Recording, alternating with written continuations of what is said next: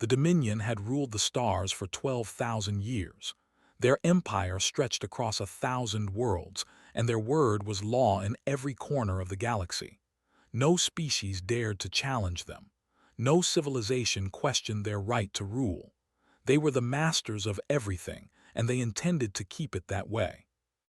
Deep in the heart of their territory, a massive space station floated in the darkness between stars. They called it the Throne Station Eternal Silence. It was here that the Council of Ascendants gathered to decide the fate of lesser species. They had done this many times before. Some species were allowed to live as servants.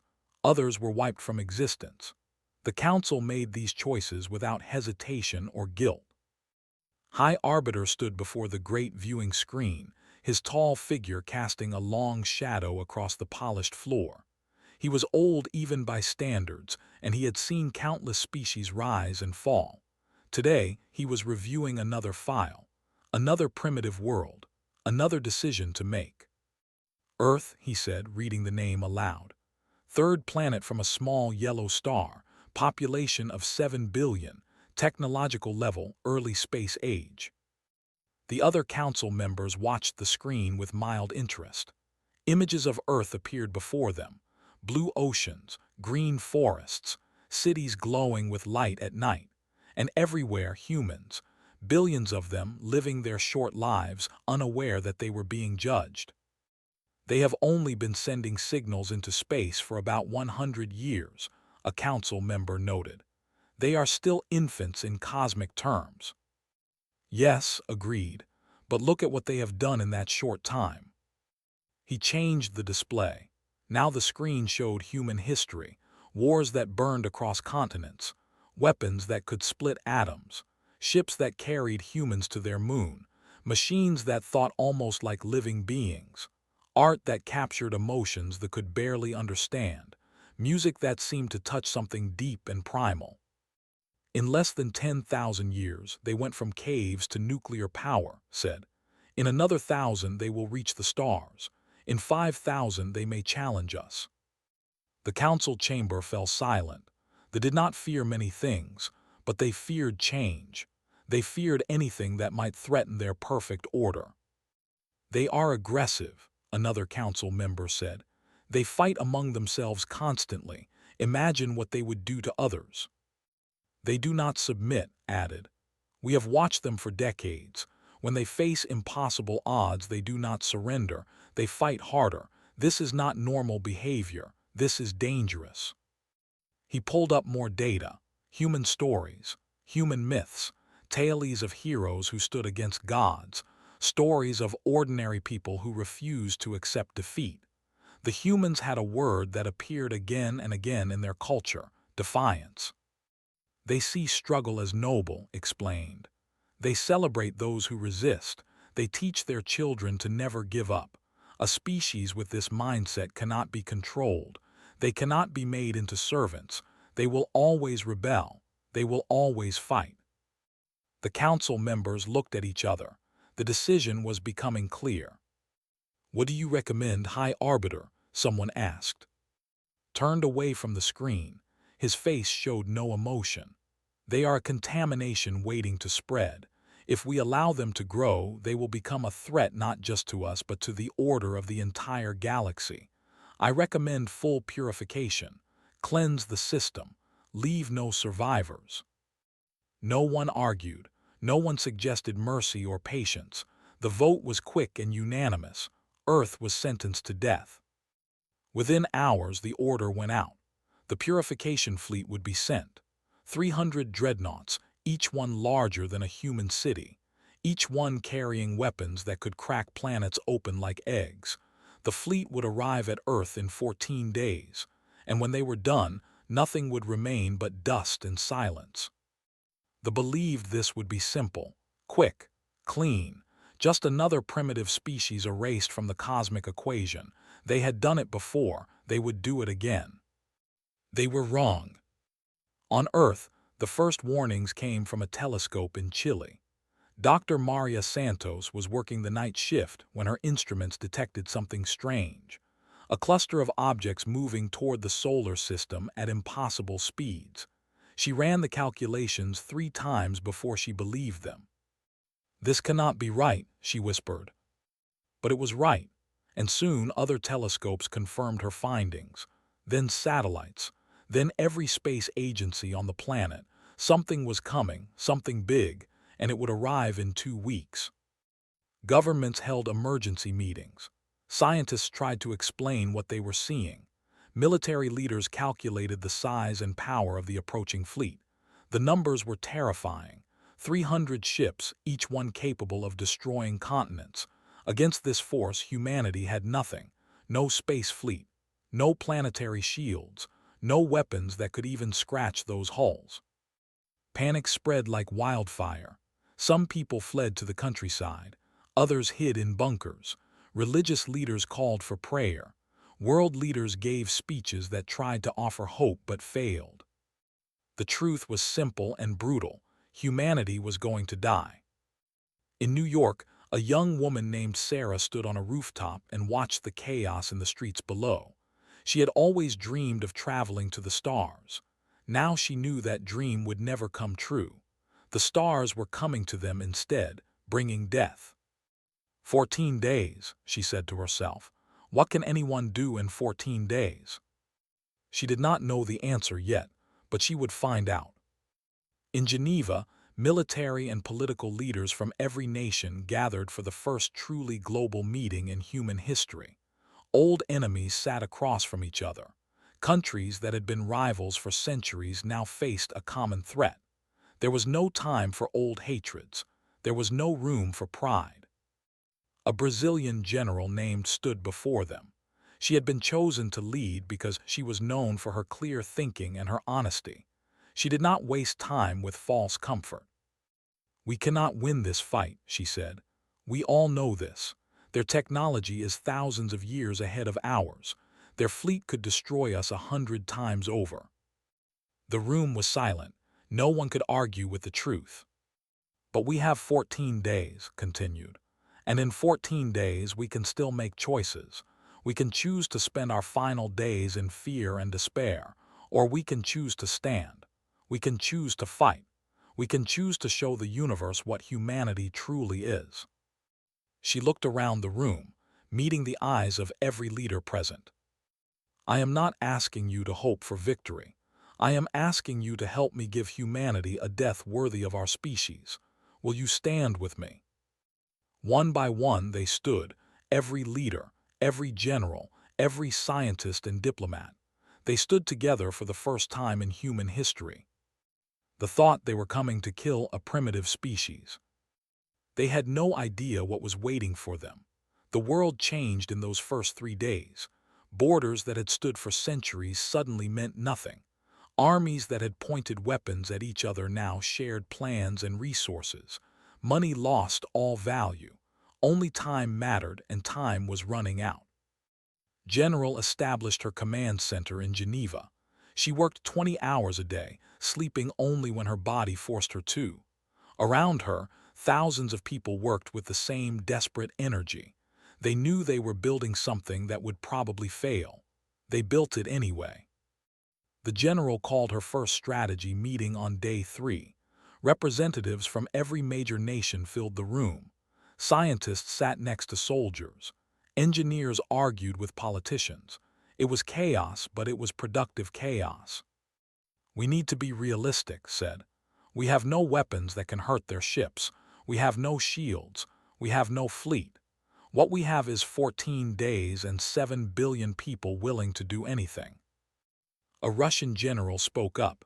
"We have nuclear weapons, thousands of them."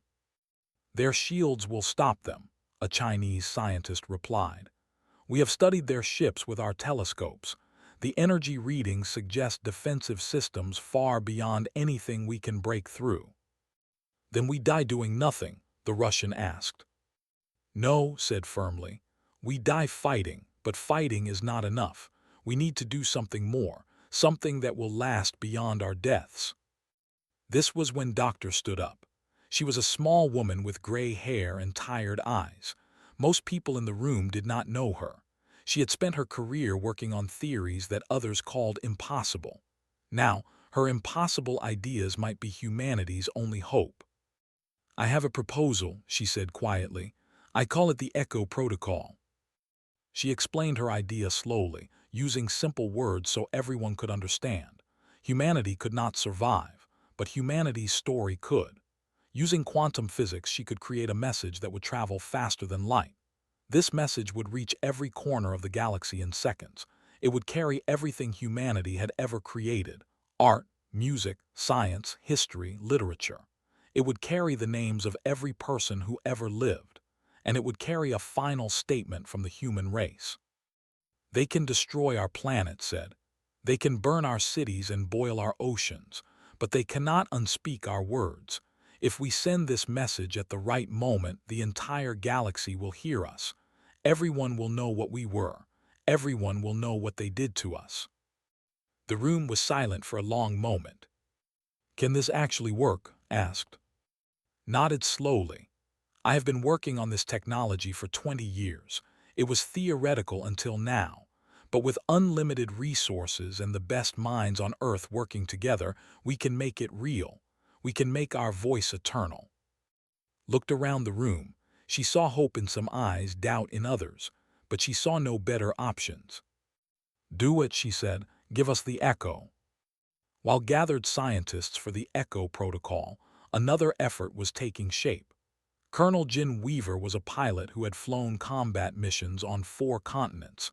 He was not a man who accepted defeat easily. When the military asked for volunteers to lead the space defense, he was the first to raise his hand.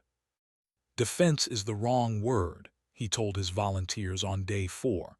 "We cannot defend Earth, but we can hurt them. We can make them pay for every kilometer they advance." His plan was simple but brutal.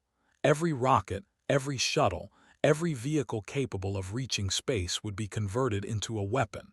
Nuclear warheads would be attached to anything that could fly. Pilots would guide these makeshift missiles directly into enemy ships. "You are asking us to die," a young pilot said. "Yes," Weaver replied without hesitation. "I am asking you to die. But I am asking you to die as warriors, not as victims. I am asking you to look those aliens in the eyes and show them what humans are made of." He expected some volunteers to back out. None did. Instead, more came. Thousands of pilots from every nation, old veterans and young recruits, men and women who had never held weapons before. They all wanted the same thing: to face death standing up. The production began immediately. Factories that had made cars now made missiles. Space agencies combined their resources. In secret bunkers, engineers worked around the clock to create new weapons from old technology. They knew these weapons probably would not work. They built them anyway. Sarah, the young woman who had watched New York fall into panic, became one of Weaver's pilots. She had trained to be an astronaut before the invasion was announced. Now, she would finally go to space, just not the way she had dreamed. "Why are you doing this?" another pilot asked her during training. "Because someone has to," she replied. "Because I would rather die fighting than hiding. Because maybe, just maybe, one of us will get through. And if even one of our bombs touches their ships, it will mean something."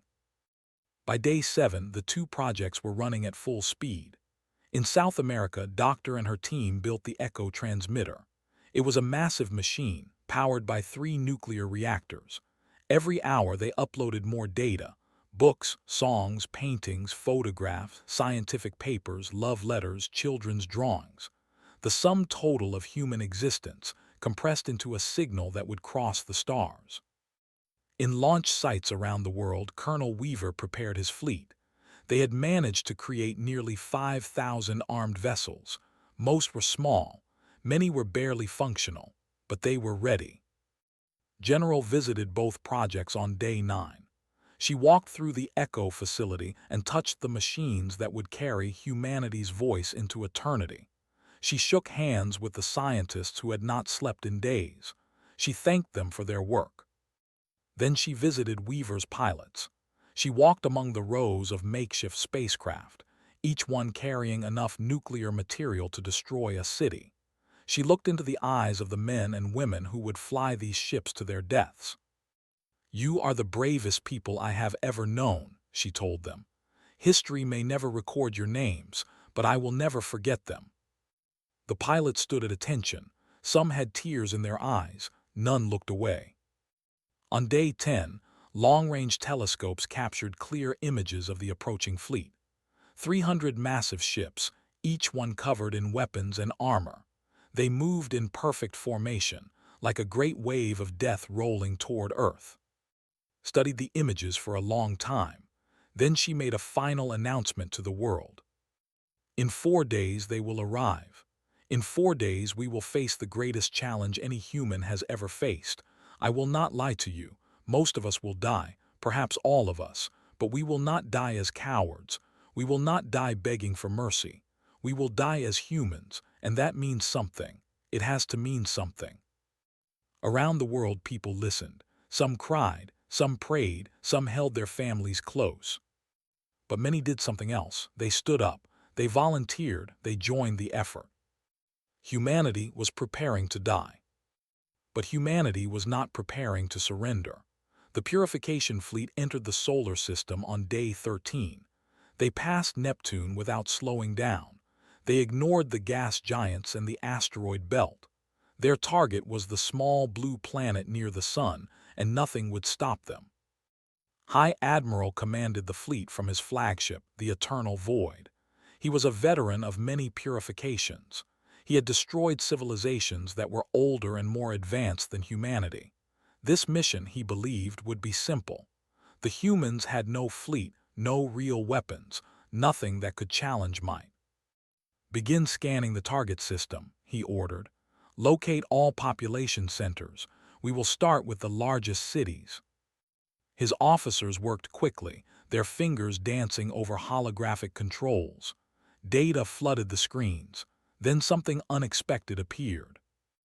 "Admiral," an officer said, his voice uncertain, "we are detecting movement from the third planet." "Movement? What kind of movement?" "Ships, Admiral, thousands of them. They are rising from the planet's surface." Walk to the viewing screen.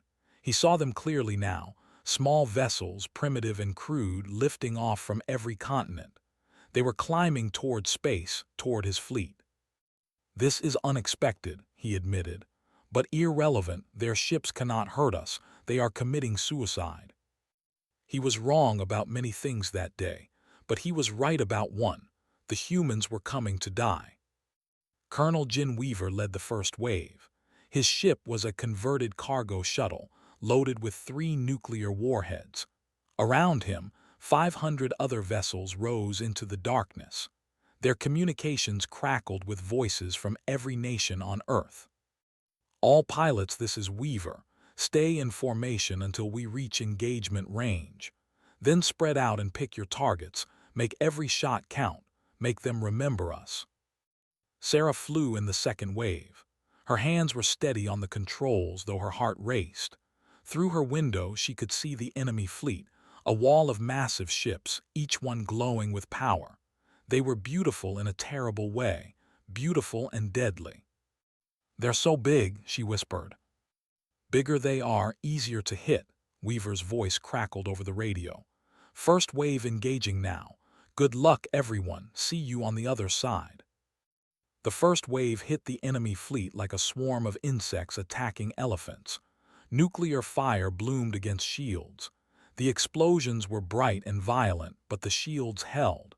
Ship after ship was destroyed by enemy weapons, vaporized in seconds. But the humans did not stop. They kept coming. Weaver flew his shuttle directly at the flagship. Enemy beams cut through space around him, destroying ships on either side. He did not turn away. He did not slow down. "This is for Earth," he said calmly. His ship struck the Eternal Void's shields and exploded. The shields flickered but held. Weaver was gone, but his voice continued in the minds of every pilot who heard him. Admiral watched the battle with growing discomfort. The humans were dying by the hundreds. Their weapons barely scratched his shields. By every measure, they were winning easily. But the humans would not stop. "Why do they keep coming?" he asked aloud. "They must see that they cannot win. Why do they not surrender?" No one had an answer. They had never faced an enemy like this. Other species, when faced with certain death, had begged for mercy. They had tried to negotiate. They had given up. The humans just kept attacking. Sarah was part of the third wave. By the time she reached the enemy fleet, over 2,000 human ships had been destroyed. The space around her was filled with debris and frozen bodies. She flew through the wreckage of her own species. "Third wave, engage," someone ordered. It might have been, Sarah could not tell anymore. The voices were blending together. She picked her target, a medium-sized ship near the edge of the formation. She pushed her engines to maximum and flew straight at it. Enemy beams flashed past her. One grazed her hull, and alarms screamed in her cockpit. "Come on," she said through gritted teeth. "Just a little closer." She made it. Her ship hit the shields and exploded. The nuclear blast was swallowed by energy barriers. But something unexpected happened. The shields flickered. They did not fall, but they flickered. In the command center in Geneva, General watched the battle through satellite feeds. The images were terrible. Human ships dying by the dozens, explosions that consumed brave men and women in seconds. But she also saw something else. She saw the shield readings. "The shields are weakening," a technician reported. "Each hit drains a little power. They're regenerating, but not fast enough." His eyes widened. "Can we break through?" "No," the technician admitted. "We would need 10 times as many ships, maybe more." It was not enough. They had hurt the enemy, but they could not stop them. Still smiled grimly. "But we made them notice us. We made them work for this." On the eternal void, Admiral was no longer calm. He paced his command deck, watching the endless waves of human ships. His fleet had destroyed over 4,000 enemy vessels. 4,000, and more kept coming. "This is madness," he muttered. "They are throwing away their lives for nothing." "Not nothing, Admiral," an old officer said quietly. "They are showing us something." "Showing us what?" "That they would rather die fighting than live kneeling. I have never seen such a thing in all my years of service." Had no response.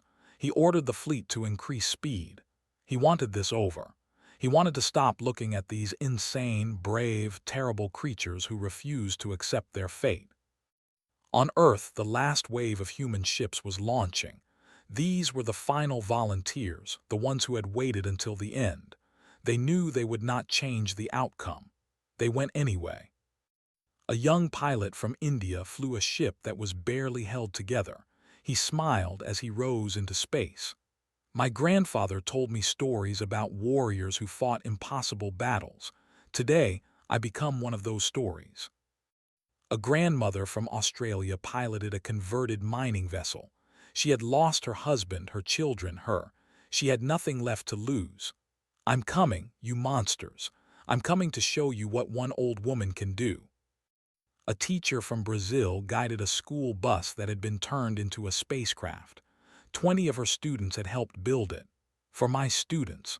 For all the children who deserve to grow up. For everyone who will never get the chance."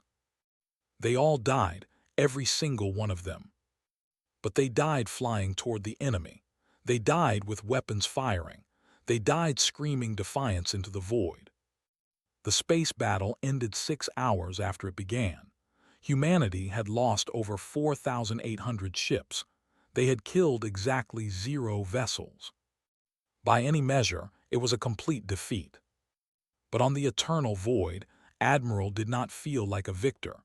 He felt something he had not felt in centuries. He felt afraid.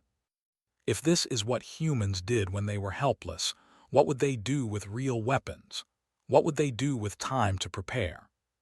He pushed the thought away and gave the order to begin planetary bombardment. Earth's final hours had begun. The first bomb fell on South America.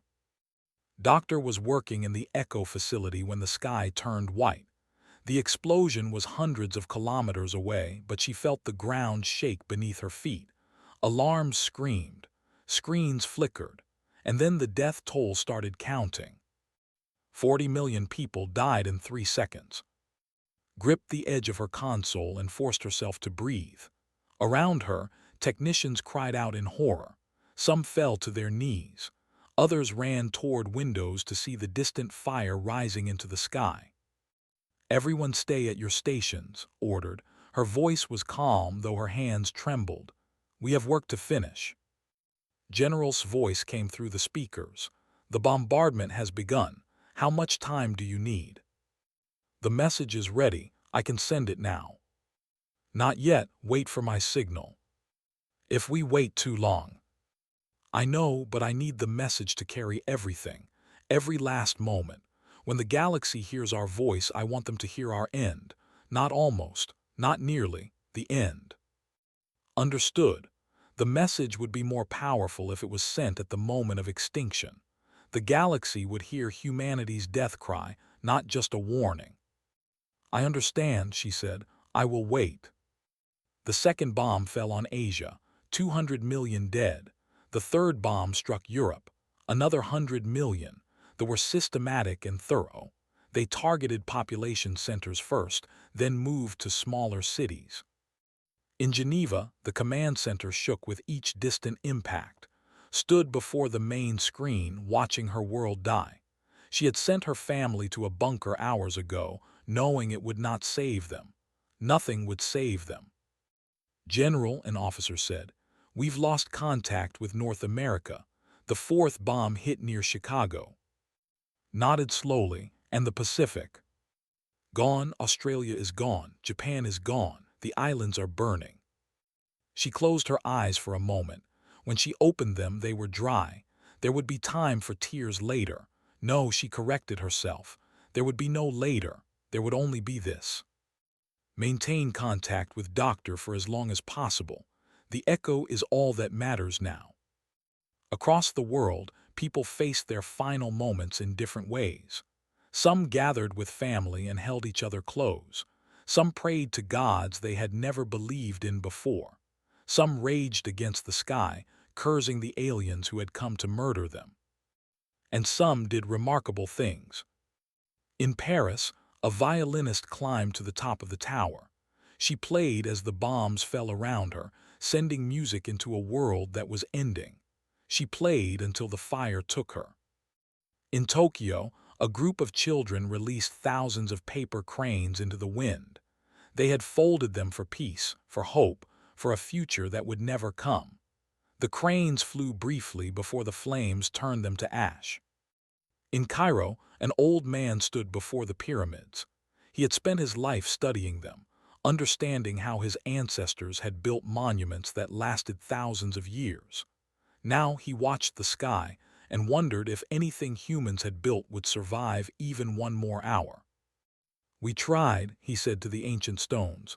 "We tried so hard." The seventh bomb struck Africa. The eighth destroyed what remained of Europe. The ninth and 10th hit the oceans, boiling water into steam and killing everything beneath the waves. Doctor watched the death toll climb, 3 billion, 4 billion, 5 billion.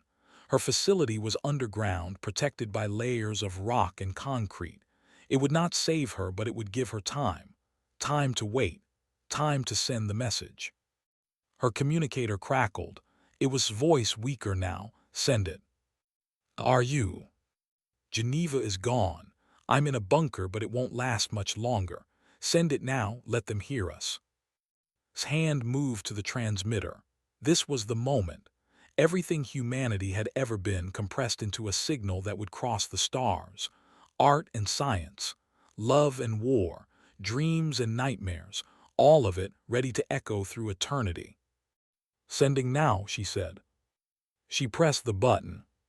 The echo protocol activated. Energy flowed through the massive machine, quantum particles entangled across dimensions. The message burst outward at speeds that physics said were impossible. It reached the edge of the solar system in seconds. It reached the nearest stars in minutes. It kept going, spreading through the galaxy like ripples in a cosmic pond. The message carried everything. Every book ever written, every song ever sung, every painting, sculpture, and photograph. The names of every human who had ever lived, from the first cave dwellers to the last children dying in the bombardment. And it carried a final declaration. The recording began with voices, billions of them layered and woven together into a single chorus. Some spoke words, some sang, some simply screamed, but the meaning was clear. We were called humanity. We lived on a world called Earth, circling a small yellow star. We were not perfect. We fought among ourselves. We made mistakes. We hurt each other and our planet, but we also loved. We created beauty. We reached for the stars. We dreamed of a future among the galaxies. The voice shifted, becoming sharper, stronger. The Dominion has murdered us. They came to our world with fire and judgment. They killed our children. They burned our cities. They silenced our songs, but they could not silence this message. Death is not defeat. We are now eternal. Our story will outlive their empire. The chorus rose again, voices from every nation and every era, united in one final statement. We fought until the last heartbeat. We did not kneel. We did not beg. We stood against the darkness and we screamed our defiance into the void. If this is what it means to be human, then let every species who hears this message understand we were worthy of the stars. The final words were spoken slowly, with absolute clarity. We are humanity, remember us, avenge us, or become us. The message spread across the galaxy. It reached ancient civilizations on distant worlds. It reached young species just beginning to look at the sky. It reached the slave races of the Dominion who had been silent for. It reached everyone. And everyone heard. On Earth, Doctor sat back from her console. The message was sent. Her work was done. Above her, the last bombs were falling. The facility shook as the ground itself began to tear apart. She thought of her daughter, who had died in the second wave of bombardment. She thought of her husband, who had been a pilot and had flown into the enemy fleet with a smile on his face. She thought of everyone she had ever loved. "I'm coming," she whispered. The final bomb struck directly above the Echo facility. The explosion turned rock into plasma and plasma into nothing. Doctor was gone in less than a heartbeat. Earth died 1 hour later. The oceans had boiled away. The atmosphere was fire. The crust itself had cracked and broken. Where humanity had been born and had lived for millions of years, there was now only ruin. The Dominion had completed their purification. But across the galaxy, the echo was just beginning to be heard. And it would change everything. The Dominion celebrated for 3 days. They held ceremonies to honor their fleet. They praised High Arbiter for his wisdom in destroying the human threat before it could grow. They congratulated themselves on maintaining the perfect order of the galaxy. Then the reports started coming in. The first rebellion began on VII, a mining world where the native species had served the Dominion for 8,000 years. There were small, quiet creatures who had never shown any sign of defiance. They worked the mines. They obeyed their masters. They died without complaint. Until they heard the echo. The message reached VII on the 4th day after Earth's destruction. Every stopped working at the same moment. They listened to the human voices. They heard the story of a species that had refused to kneel. They heard the final words, remember us, avenge us, or become us. The next morning, they killed their overseers, every single one. They took control of the mines and sent their own message into space. We have heard the humans. We will not be slaves anymore. Similar rebellions erupted on a dozen other worlds within the week, then 100, then 1,000. Species that had been silent for suddenly found their voices. Slaves who had accepted their chains suddenly broke them. The Echo had done something impossible. It had united the galaxy against the Dominion. High Arbiter received report after report of chaos spreading through his empire. Trade routes collapsed. Military outposts fell. Entire systems declared independence. The perfect order he had spent his life protecting was crumbling around him. "How is this possible?" he demanded. "We destroyed the humans, they are gone." A young officer approached his throne, trembling. "High Arbiter, there is something else. Our scouts have detected ships in the outer systems, ships that were not there before." "What kind of ships?" "Human ships, High Arbiter, thousands of them." His blood ran cold. "That is impossible. We destroyed Earth. We killed them all." "Not all of them, High Arbiter. The humans had sent colony ships into space decades ago, sleeper vessels carrying thousands of people, mining outposts on distant asteroids, research stations in deep space. They were not all on Earth when we struck."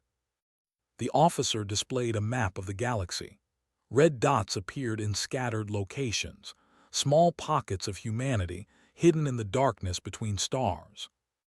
"They heard the echo too, High Arbiter. They heard their die, and they have been preparing."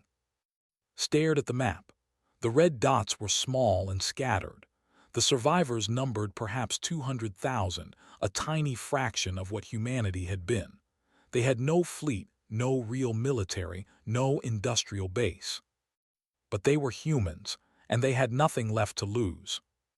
Across the galaxy, in a hidden base carved into an asteroid, Captain gathered the survivors of colony ship Aurora. They had left Earth 12 years ago, carrying 10,000 people to a distant star. They had been asleep when the invasion happened. They had woken to find their world gone. Stood before his people and played the echo, every word, every voice, every name. The final message echoed through the cavern, and when it finished, no one spoke for a long time. "They killed our world," finally said. "They killed our families, our friends, our children. They thought they could erase us from the universe."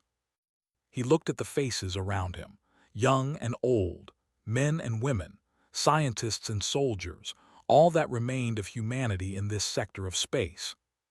"But they made a mistake. They left us alive, and we heard the message. We heard our people calling out to us with their final breath." He raised his hand, and the survivors raised theirs in response. "We have no now. We have no country, no government, no flag. We have only each other and a promise made by 7 billion voices. Remember us, avenge us, or become us." He lowered his hand and looked toward the stars. "The Dominion thinks this is over. They think they won. Let them believe that for now. We will build. We will grow. We will find the other survivors and unite them. And when we are ready, when the time is right, we will teach them what it means to make an enemy of humanity." The survivors did not cheer. They did not cry. They simply nodded and went back to work. They had time, they had patience, and they had a purpose. The years passed. The Dominion fought desperately to maintain control, but the rebellion spread faster than they could contain them. The echo played on every world in every language, a constant reminder that tyranny could be resisted. Species that had never cooperated before now shared weapons and intelligence. Former slaves became soldiers. Former servants became leaders. And in the shadows, humanity grew. They found each other, these scattered survivors. Colony ships met research stations. Mining outposts connected with hidden bases. They shared resources, knowledge, and something more valuable than either: hope. By the 50th year after Earth's destruction, the human population had grown to 5 million. By the 100th year, they numbered 50 million. They were spread across hundreds of worlds, hidden among sympathetic species, building in secret. They called themselves the Echo. The name seemed fitting. The Dominion collapsed in the 300th year after Earth's destruction. It did not fall to a single battle or a final war. It fell piece by piece, system by system, as the galaxy it had ruled for 12,000 years finally rejected its authority. The last High Arbiter of the was named IV, a descendant of the one who had ordered Earth's destruction. He was captured on the ruins of the throne station Eternal Silence, surrounded by the wreckage of his empire. His captor was a human woman named, descendant of and distant relative of Dr. She looked at the last ruler of the Dominion with eyes that held no hatred, only cold determination. "Do you know what today is?" she asked. Shook his head. 300 years ago today, your ancestors destroyed our world. They thought they were ending a threat. Instead, they created one. She gestured to the stars visible through the shattered walls of the station. Thousands of ships floated in the darkness. Human ships, vessels from 100 species that had once been slaves. The galaxy heard our message. They answered our call. And now, your empire is ash just like ours. She drew a weapon and pointed it at the last High Arbiter. My ancestor, Doctor, sent the echo with her dying breath. She asked the galaxy to remember us, to avenge us, or to become us. She smiled without warmth. The galaxy remembered, the galaxy rose, and now the debt is paid. The weapon fired. The last High Arbiter of the Dominion fell. His empire died with him. In the silence that followed, spoke the words that had echoed through 3 centuries and 1,000 worlds. The words that had turned defeat into victory and extinction into eternity. We are humanity, we remember, and now we collect. The galaxy had heard the message. No one had ignored it. And the humans had kept their promise.